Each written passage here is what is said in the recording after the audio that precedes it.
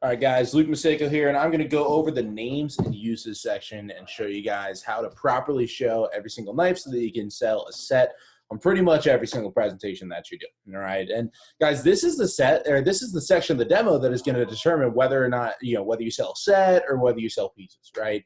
And it's important that we sell a set on we try to sell a set on every single presentation, because the goal is not to just go out there and make a bunch of money. The goal is to be a good customer service sales representative. And obviously sets are better for you, but really they're better for the customer, right? Because at the end of the day, you guys are going to have the commission on the sale for a few days, maybe a few weeks, a month if it's a really big sale maybe. But quite frankly, that customer is going to have whatever they buy forever, for the rest of their life. And I guarantee you the person that has a homemaker set is a lot happier than the person that has a few pieces. And the person that has a complete set is even happier than the person that has the homemaker set. So just understand that part of being a good customer service and sales representative is making sure that a customer gets a set. So here's a few keys for the names and uses section that I have for you guys. All right.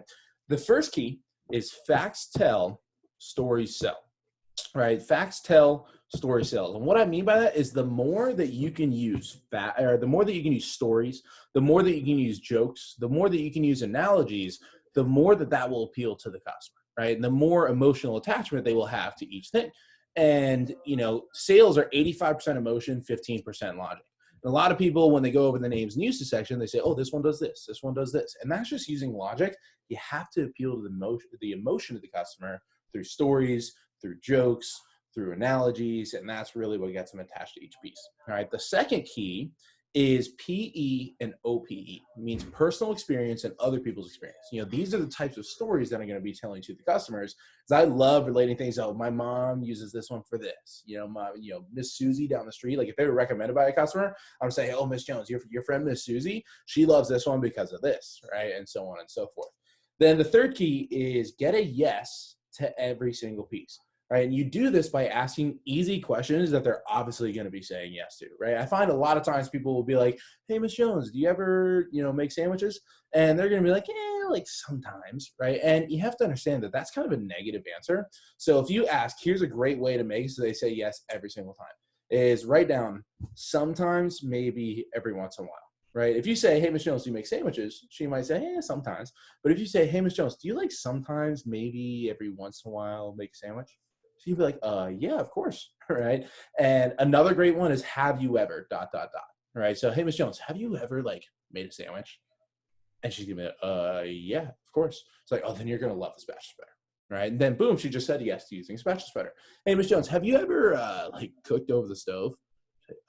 Yeah. It's like, okay, well, awesome. You're going to love the turning fork because it's great for turning things in frying pans and yada, yada, yada. Right. So it's another thing is get a yes to every single piece. And then they're going to agree that they would use a set. They're not going to hit you later on with, oh, I don't know if we'd use that many pieces, because they just agreed that they would use every single piece. Okay.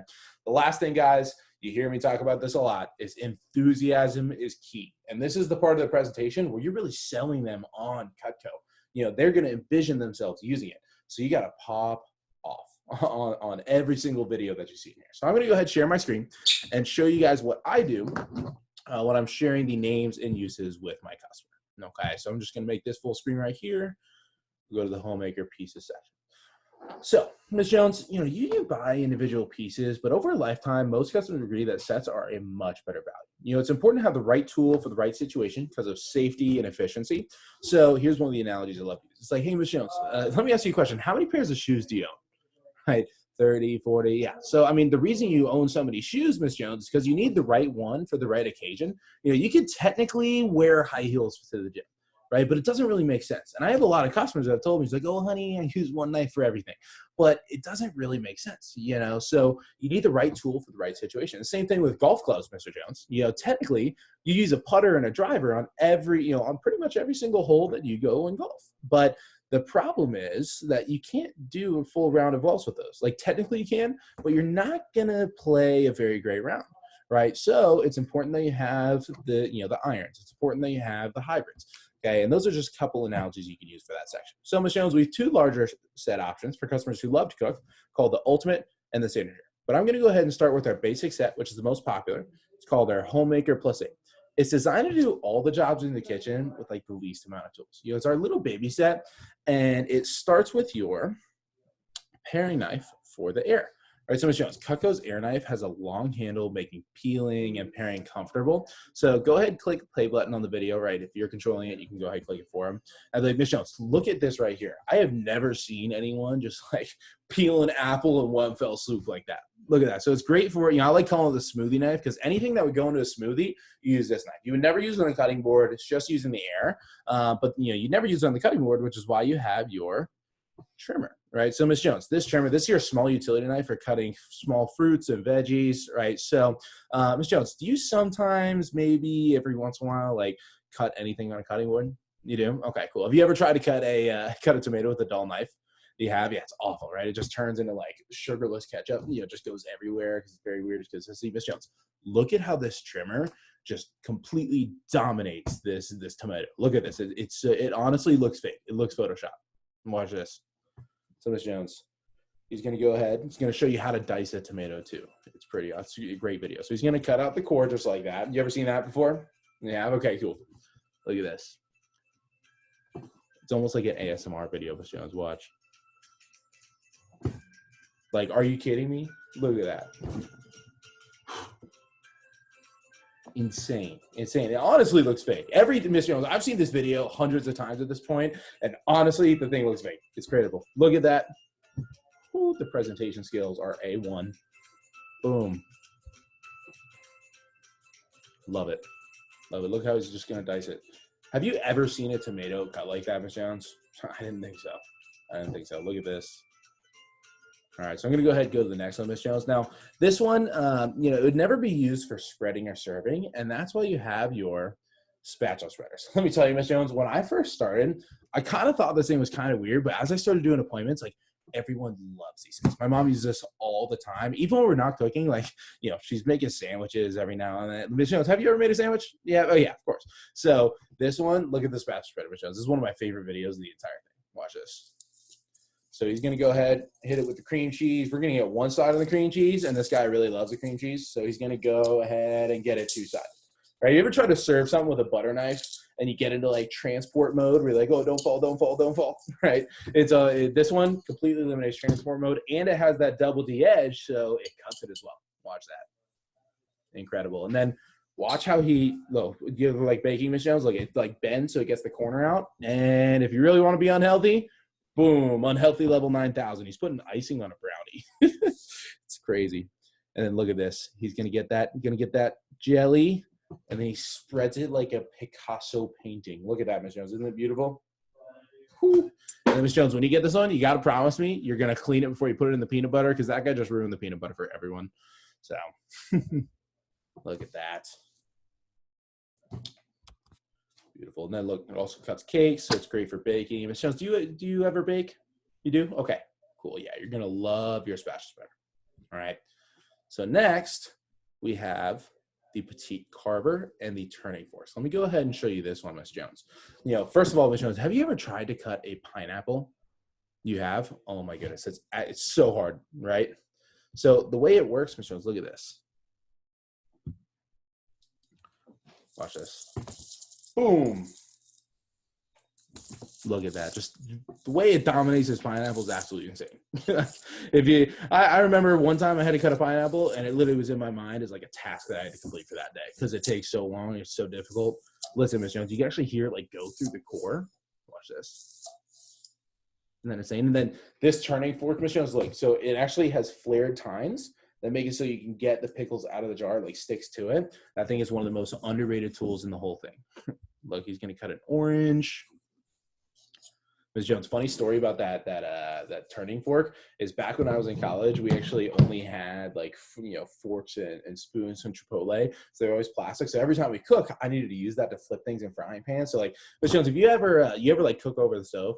You do? Okay, cool. So that one was awesome because it was what I would use to like flip anything in a frying pan because it actually sticks to it. So it makes it really easy to flip, but it's also great for getting things out of jars. And then look, he's going to continue using that petite Carver. So this would be like the meat knife or used for like large chunk of fruits or veggies. Like, look at that. I don't even know what that thing is, but it's cutting right through it. It looks like it's really difficult. It might be a pumpkin. I don't even know. Go watch that. All right. Oh, wait for the dramatic exit from this cantaloupe, Ms. Jones. Look, so he's going to cut off the sides. It's really good to do that anytime you have something round because it keeps it stationary. And then 3, 2, 1, bloop. Dramatic exit from the cantaloupe. Gotta love it. And then, Miss Jones, you ever watch Chopped? You know how like their presentation skills are always so great? Look at this. You're going to impress all the other moms when you do this. Watch. Boom.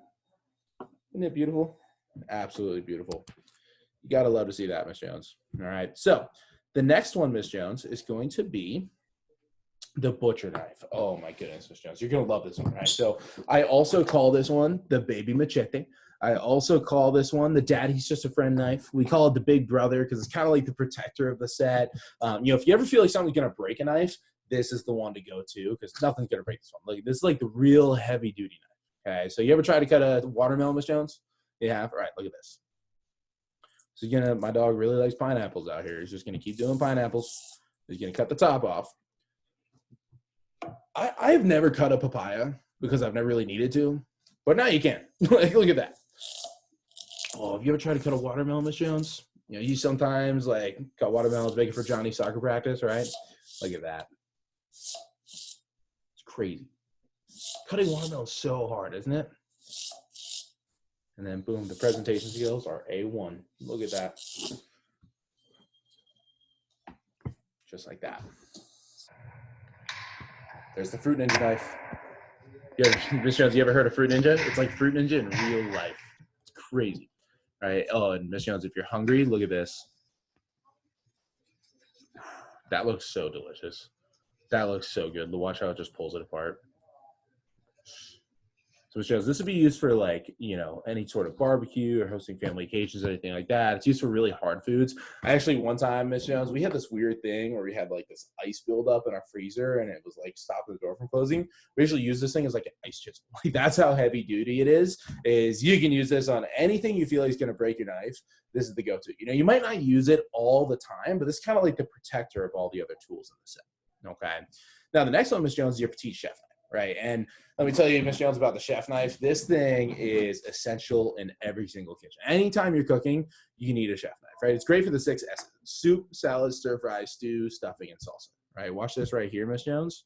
Everyone needs a good chef knife, right? Rumor has it, actually, when you cut onions with Cutco chef knife, you don't cry. I'm just kidding, Miss Jones. Actually, there's a little bit of truth to that because the sharper the knife is, then the less all the juices come up and get in your eyes and everything, right? So next one, Miss Jones, is the slicer. So this thing is the greatest bread knife in the entire world. Do you ever do Italian night, Miss Jones? You have? All right. So you got to have your pasta, you got to have your salad, but the best part is always what? It's the garlic bread, right? Now, the problem is you pull it out of the oven, starts off this big, then you go to cut it, and your knife smushes it, ends up this big, right? This one is basically the Cutco laser beam, Miss Jones. Look at this. Watch. First of all, he's going to make that bread looks perfect. It looks like it's fake. It's so incredible. And watch how this goes through there. And he's going to make the biggest sandwich in the entire world. Look at that.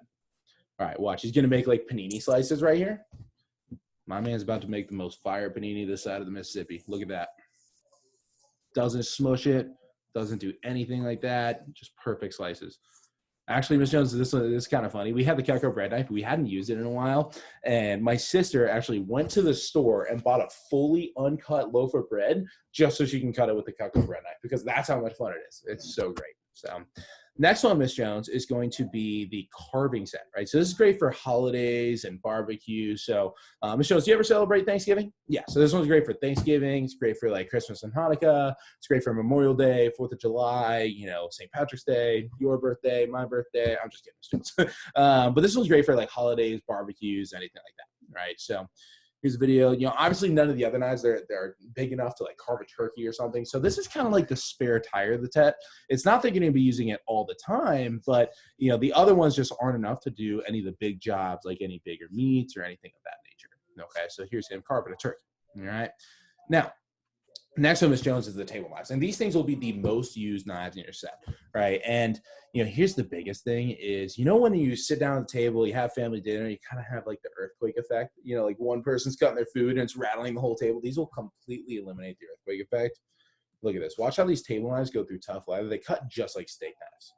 Watch this. So this is like a regular steak knife. It's actually a pretty high quality steak knife. It goes cut through the leather. And it struggles a little bit, right? He gets it eventually. But then watch this table knife, Miss Jones. Look at this. He's going to go, boom. Look at that. Absolutely insane. So this is one of my favorite things to do is like the Cocoa table lamp. I will use this thing like 4, 5, 6 times a day. You know, even if you're never cooking, if you're just cooking with like a fork and a microwave, you're going to get, you're going to be using your table knives all the time. You know, in my house, Ms. Jones, my dad even used these things as like a box cutter. Like that's how much they get used in our home. You know, we actually have like 18 to 20 of them because there's always some in the dishwasher. There's always some on the table. There's always some being used. So that's that one, Ms. Jones. All right. And, then we have yada, yada, yada. All right. So guys, that's how you show the names and uses, right? Keep in mind, the most important things are, first of all, facts tell, stories tell. You want to have a joke, a story, get an emotional attachment to each knife. Number 2, personal experience and other people's experience. Notice how I was incorporating other people's experience, like my sister, or I did this, or my family did this, or my customer did that, right? Number 3 is you have to get a yes to every single knife. So I ask some easy questions like, hey, Ms. Jones, do you ever cut this? Have you ever done this before, right? Do you sometimes, maybe every once in a while, do this, right? Last one, guys, is the enthusiasm is the key, all right?